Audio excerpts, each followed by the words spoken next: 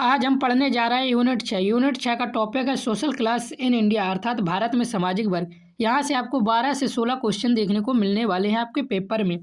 और इस पूरे यूनिट को हम इस तरह से पढ़ेंगे कि थ्योरी एग्जाम और एमसीक्यू एग्जाम दोनों के लिए यहाँ से क्वेश्चन आए। तो इस यूनिट को हम मुख्य रूप से इन टॉपिकों में पढ़ने वाले हैं, आप देख सकते हैं। सबसे पहला टॉपिक है एग्रेरियन रूरल, अर्थात कृषक ग्रामीण वर्ग, इंडस्ट्रियल अर्बन औद्योगिक नगरीय वर्ग, मिडिल क्लास मध्यम वर्ग, एक्सक्लूजन और इंक्लूजन बहिष्करण और समावेशन, बैकवर्ड क्लास पिछड़े वर्ग, दलित और वुमेन महिलाओं के बारे में। तो चलिए बिना देरी के ये टॉपिक स्टार्ट करते हैं। सबसे पहले देखिए प्रस्तावना दी हुई सामाजिक वर्ग की अवधारणा। हम देखेंगे सामाजिक वर्ग की अवधारणा क्या है। किसी भी समाज में सभी व्यक्तियों को सामाजिक और आर्थिक स्थिति समान नहीं होती। समाज में आय, संपत्ति, शिक्षा, व्यवसाय और सामाजिक प्रतिष्ठा के आधार पर लोगों के बीच विभिन्न स्तर बन जाते हैं। समाज में लोगों में समान स्थिति नहीं होती है। कुछ लोग अमीर होते हैं, कुछ गरीब, कुछ पढ़े लिखे होते हैं, कुछ कम शिक्षित। इसी कारण समाज अलग अलग और विभिन्न स्तरों में बन जाता है। इन स्तरों के आधार पर बनने वाले समूह को सामाजिक वर्ग कहा जाता है। जब समान आर्थिक और सामाजिक स्थिति वाले लोग एक समूह बना लेते हैं तो उसे क्या कहा जाता है? सामाजिक वर्ग या सोशल क्लास कहते हैं। सामाजिक वर्ग व्यवस्था जाति व्यवस्था से भिन्न होती है। वर्ग और जाति अलग अलग सामाजिक व्यवस्थाएं हैं, दोनों में आधार अलग अलग होता है। जाति व्यवस्था जन्म पर आधारित होती है, जबकि वर्ग व्यवस्था मुख्यतः आर्थिक और सामाजिक उपलब्धियों पर आधारित होती है। अर्थात जाति जन्म से तय होती है, बल्कि वर्ग धन, शिक्षा, पेशा आदि से तय होता है। वर्ग व्यवस्था अपेक्षाकृत खुली होती है, अर्थात वर्ग में व्यक्ति अपनी स्थिति बदल सकता है, जिसमें व्यक्ति अपनी योग्यता, शिक्षा और आर्थिक प्रगति के माध्यम से अपनी सामाजिक स्थिति बदल सकता है। समाजशास्त्री मैकाइवर के अनुसार सामाजिक वर्ग समाज का वह भाग है जिसे सामाजिक स्थिति के आधार पर अन्य भागों से अलग पहचाना जा सकता है। अर्थात इसके अनुसार समाज में ऐसे समूह होते हैं जिनकी सामाजिक स्थिति समान होती है, इन्हें क्या कहते हैं? वर्ग कहते हैं। ये किसने कहा था? मैकाइवर ने कहा था। मैक्स वेबर ने वर्ग को आर्थिक अवसरों से जोड़ा, जबकि कार्ल मार्क्स ने वर्ग को उत्पादन के साधनों के स्वामित्व के आधार पर समझाया। तो वेबर ने वर्ग को आर्थिक अवसरों पर जोड़ा, अर्थात वेबर के अनुसार वर्ग इस बात पर निर्भर करता है वह कि व्यक्ति के पास आर्थिक अवसर कितने हैं, और कार्ल मार्क्स ने वर्ग को उत्पादन के साधनों के स्वामित्व के आधार पर समझाया। अर्थात मार्क्स के अनुसार वर्ग का आधार है कि किसके पास उत्पादन के कितने साधन, जैसे जमीन, फैक्ट्री और मशीन है। अब यहाँ से देखिए जो सबसे ज़्यादा क्वेश्चन पूछ लिया जाता है आपके क्वेश्चन पेपर में, सामाजिक वर्ग किस आधार पर निर्मित होता है। मैं ये एमसीक्यू वालों के लिए है। जन्म पर, आर्थिक और सामाजिक स्थिति, धर्म या भाषा पर। इसका सही आंसर आप हमें कमेंट में बताएं। मैं जो भी एमसीक्यू करवाऊंगा वो एमसीक्यू आपको सीधे पेपर में देखने को मिलने वाले हैं।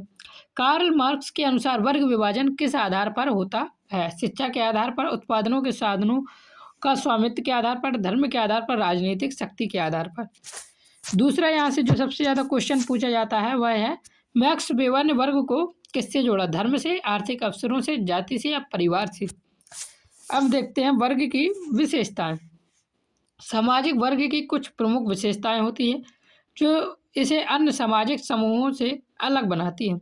सबसे पहले वर्ग के सदस्यों के बीच सामाजिक स्थिति में समानता पाई जाती है, अर्थात एक ही वर्ग के लोग समान आय के होंगे, समान जीवन स्तर होगा, सामाजिक स्थिति भी रखते होंगे।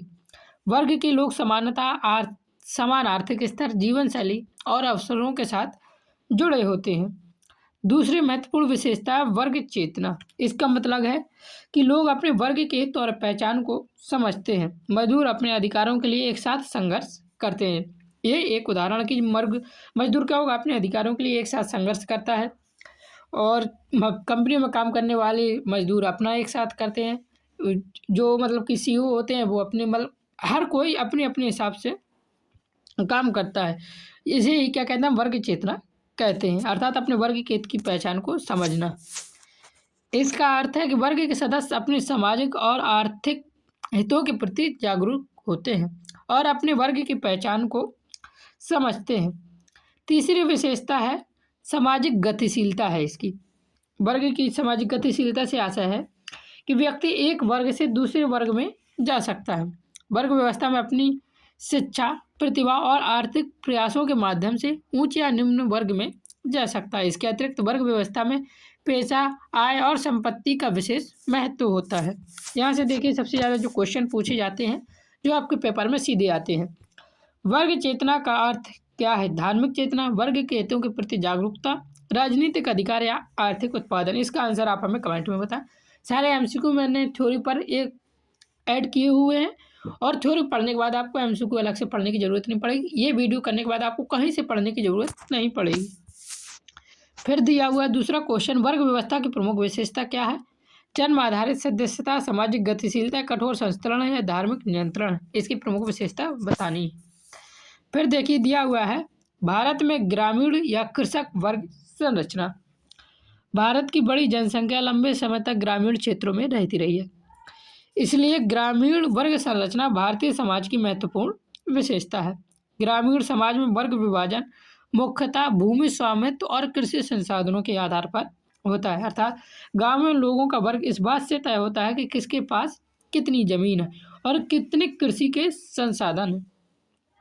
समाजशास्त्री A.R. देसाई तथा आंद्रे बेताई ने ग्रामीण वर्ग संरचना का विश्लेषण करते हुए विभिन्न भागों का उल्लेख किया है। उन भागों को हम देखते हैं। सबसे पहले दिया ग्रामीण समाज में समानता निम्न वर्ग पाए जाते हैं। सबसे ऊपर भूमि स्वामित्व या जमींदार होते हैं, अर्थात जिनके पास बहुत अधिक जमीन होती है वे सबसे ऊंचे आर्थिक वर्ग में आते हैं। इनके पास क्या होता है? बड़ी मात्रा में भूमि होती है और ये कृषि उत्पादन से आर्थिक लाभ प्राप्त करते हैं। इसके बाद आता है मध्यम कृषक वर्ग। मध्यम कृषक वर्ग वो होते हैं जिनके पास मध्यम मात्रा में जमीन होती है, अर्थात न कुछ ज़्यादा न कम, और वे स्वयं खेती करते हैं, अर्थात उनके पास सीमित भूमि भी होती है। सबसे नीचे छोटे कृषक और सीमांत कृषक वर्ग होते हैं जिनके पास बहुत कम भूमि होती है। सबसे निचले स्तर पर आते हैं कृषि मजदूर, जो दूसरों की भूमि पर मजदूरी करके अपने जीवन यापन करते हैं। अपने गाँवों में देखा होगा दूसरे की खेती बटुआ अटिया कुछ ऐसा चलता है, उस पर ले लेते हैं। ग्रामीण वर्ग संरचना में आर्थिक असमानता और संसाधनों का असमान वितरण स्पष्ट रूप से दिखाई देता है। यहाँ से देखिए ये क्वेश्चन जो सबसे ज़्यादा पूछे जाते हैं जरूर देखना। ग्रामीण वर्ग संरचना मुख्यतः किस आधार पर निर्धारित होती है? धर्म पर, भाषा पर, भूमि स्वामित्व पर या शिक्षा पर? आंसर कमेंट में जरूर करें। ग्रामीण वर्ग संरचना का विश्लेषण किन समाजशास्त्रियों ने किया है? गुरिये और ड्यूमा ने, A.R. देसाई और आंद्रे बेताई ने, वेबर और मार्क्स ने, मार्डॉक और दुर्खेम ने। किसने किया है? आंसर कमेंट जरूर करें। ग्रामीण समाज में सबसे निचला वर्ग कौन सा माना जाता है? तो इसका भी आंसर आप कमेंट में बता सकते हैं।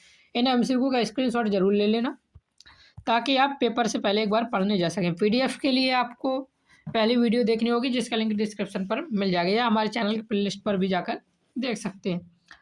फिर आता है औद्योगिकीकरण एवं नगरीय वर्ग संरचना। औद्योगिकीकरण और नगरीकरण के विकास के साथ साथ भारतीय समाज में एक नई वर्ग संरचना विकसित होती है जिसे नगरीय या औद्योगिकी वर्ग संरचना कहा जाता है।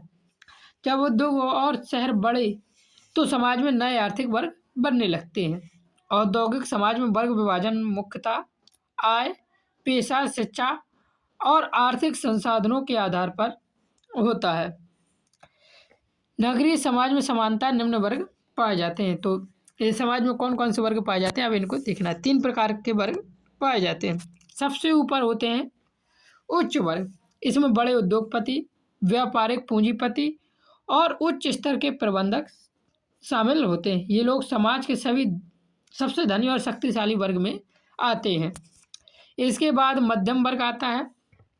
मध्यम वर्ग में सरकारी कर्मचारी, शिक्षक, डॉक्टर, इंजीनियर और अन्य पेशेवर लोग शामिल होते हैं। ये लोग मध्यम आय और शिक्षा वाले पेशेवर वर्ग में आते हैं। इसके नीचे आता है श्रमिक होता है जिसमें कारखानों के मजदूर, छोटे कर्मचारी और असंगठित क्षेत्र के श्रमिक आते हैं। ये लोग श्रम करके अपनी आय कमाते हैं।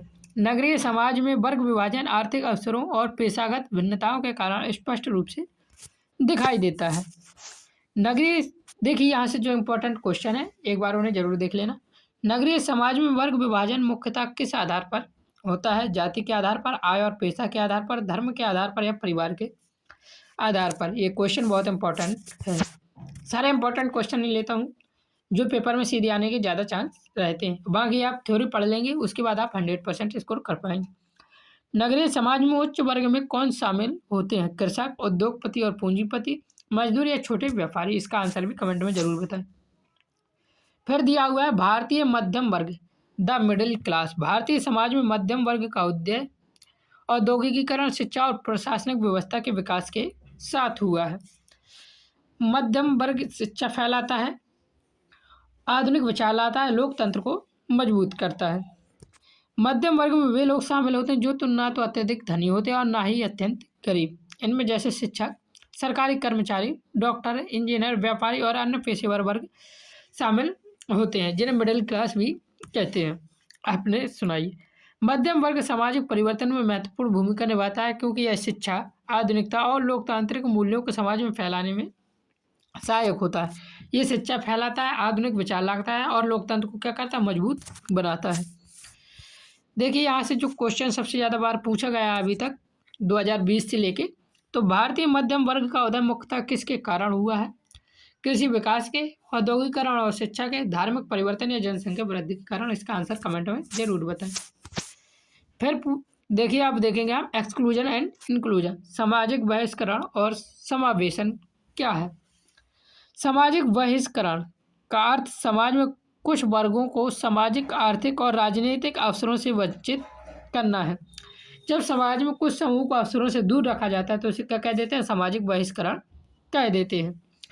भारतीय समाज में लंबे समय तक कुछ समूह जैसे दलित, महिलाएं और पिछड़ी जातियां सामाजिक बहिष्करण का सामना करते रहे।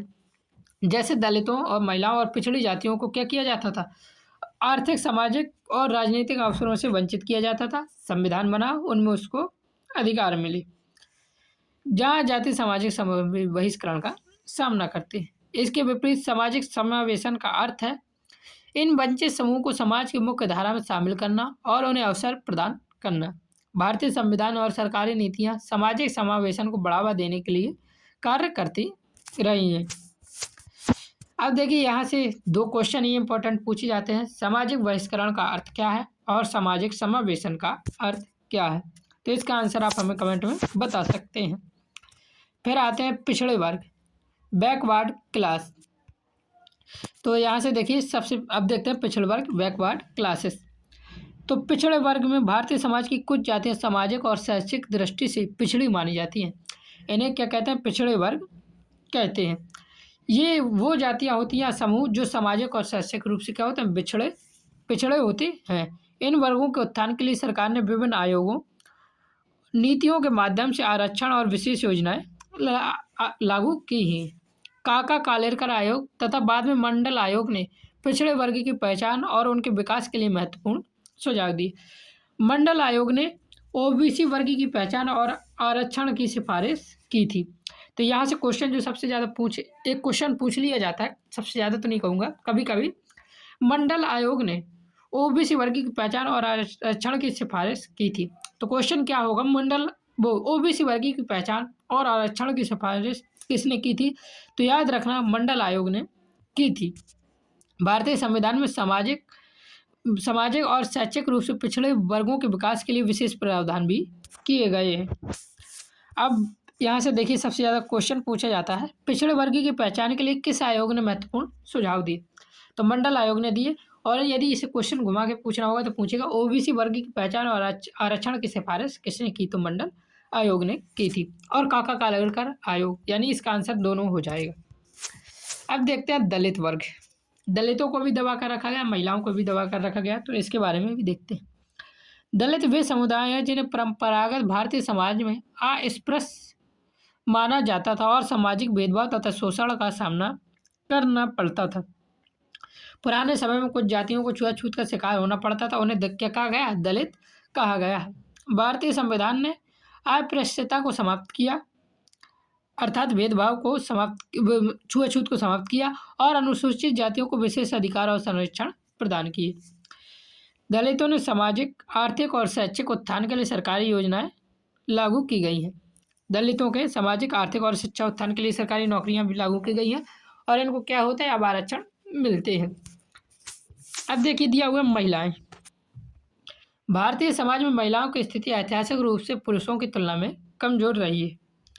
इतिहास में महिलाओं को जैसे पढ़ाई से, संपत्ति से और सामाजिक अधिकार से वंचित रखा गया है। देखिए जो जाति होती थी उनमें जाति पर भी क्या होता था, उनका शोषण किया जाता था, लेकिन अब जाति के अंदर महिलाओं का पुरुषों की तुलना में और अधिक शोषण किया जाता था। लंबे समय तक महिलाओं को शिक्षा, संपत्ति और सामाजिक अधिकारों से वंचित रखा गया। आधुनिक काल में शिक्षा, कानून और सामाजिक आंदोलन के कारण महिलाओं की स्थिति में सुधार हुआ। सुधार नहीं, बहुत ज़्यादा सुधार हुआ है, क्योंकि अब हम जब बाहर निकलते हैं तो देखते हैं हाँ महिलाएं सशक्त हुई हैं। महिलाओं के सशक्तिकरण के लिए विभिन्न सरकारी योजनाएं और नीतियां लागू की गई थी, और यहाँ से क्वेश्चन भी पूछ लिए जाते हैं। तो अब इसका कंक्लूजन देखते हैं एक बार, क्या कंक्लूजन निकला इस पूरे सिलेबस को पढ़ने के बाद हमारा। भारत की सामाजिक वर्ग संरचना अत्यंत जटिल और बहुआयामी है। इसका अर्थ मैं आपको कई बार बता चुका हूँ। ग्रामीण और नगरीय दोनों क्षेत्र में वर्ग विभाजन स्पष्ट रूप से दिखाई देता है। सामाजिक वर्ग केवल आर्थिक स्थिति को नहीं दर्शाते, बल्कि सामाजिक अवसरों, शिक्षा और शक्ति के वितरण को भी प्रभावित करता है। आधुनिक भारत में सामाजिक न्याय, समान अवसर और समावेशन की नीतियों के माध्यम से पिछड़े वर्गों, दलितों और महिलाओं की स्थिति में सुधार लाने का प्रयास किया जा रहा है, और यह प्रयास कुछ जगह पर सफल देखने को भी मिला है, और भारत की एक बड़ी जगह पर ये असफल होती हुई भी नजर आया है। आज भी दलितों के साथ बहुत ज़्यादा भेदभाव हो जाता है। अपन लोगों के साथ कम होता है, लेकिन दलितों के साथ थोड़ा ज़्यादा हो जाता है। तो इस प्रकार हमने आपका ये पूरा कर दिया यूनिट 6 खत्म। अब कुछ स्टूडेंट पीडीएफ के लिए, तो पीडीएफ के लिए आप वीडियो देख सकते हैं। पहली वीडियो में बार बार नहीं बताऊंगा। वीडियो पसंद आई है तो वीडियो को लाइक करना, चैनल पर नया है तो चैनल को सब्सक्राइब करके बेल आइकन दबा लीजिए, जिससे कि आपके वीडियो का नोटिफिकेशन सबसे पहले मिल सके। तो जय हिंद, जय भारत, राधे राधे।